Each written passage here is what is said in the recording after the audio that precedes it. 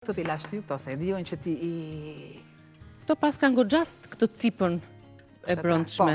Kjo cipa e brëndshme, e puthitur me lëvozhgën e, ja që është frysit u lumbace, ngjitur me lëvozhgën e vezëve, edhe të kuqeve, edhe të bardhave, është shumë e mirë se ka hyaluronik, acid hyaluronik, dhe ne për shembull, nëse kemi duri, mund t'i mbledhim këto cipat njëra pas tjetër, meqense gatuajmë shumë me vezë.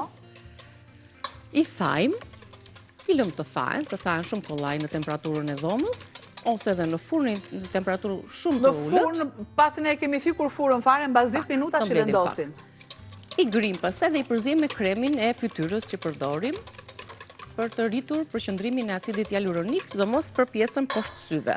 Do thoni ju të gjitha këto që thoni ju i bëni vetë në shtëpi, jo se i bëjmë gjitha vetë. Po i themi të gjitha. I kemi informacionin, kush ka kohë dhe mundësi t'i bëjë dhe gatuan shpeshherë me vezët, kryesisht të pasdjera, se kjo cipa duhet jetë natyrale, e pa gatuar. Kjo cipa e brëndshme, se ka ngelur pak e bardhë, kjo e brëndshme fare, mbështja si thua ti këmisha e vezëve. Kjo membrana jemi te këmisha neve? Duhet.